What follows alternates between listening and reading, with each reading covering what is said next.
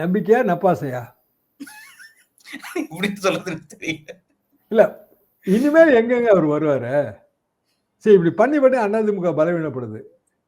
உங்ககிட்ட பிஜேபி கூட்டணி இருக்கு, அதிமுக இருக்காங்க. 2 பேரும் ஜெல்லாகி இருக்காங்க.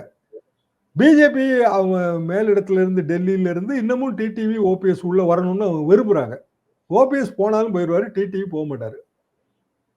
அவர் இப்ப கூட வந்து ஒரு கேள்வி கேட்டிருக்காரு. செங்கோட்டையனை அவர் எம்எல்ஏ பதவியை ராஜினாமா செய்யும் போது ஓட்டு போட்ட உங்களிடம் கேட்டாரா அப்படின்னு எடப்பாடி பழனிசாமி கேட்டார் ஒரு கேள்வி. அதுக்கு டிடிவி பதில் சொல்றாரு. அப்போ 18 பேரை தகுதி நீக்கம் பண்ணீங்களா? அவங்ககிட்ட நீங்க கேட்டீங்களான்னு கேட்காரு. அது பழைய கதை. அது 2017-18 கதை. ஆக அரசியல்ல இந்த கேள்விகளுக்கு அர்த்தம் இல்லை.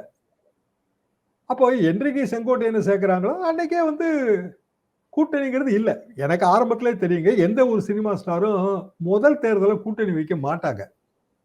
ஏன்னா அவங்கள பற்றிய மிகை மதிப்பீடு இருக்கும் அவங்களுக்கு. நம்மளை பார்க்க இவ்வளவு பேர் வராங்க. என்னங்க சொல்றாரு நேத்து ஆதவ்? என்கிட்ட கையிலே 28% இருக்குங்கன்றாரு.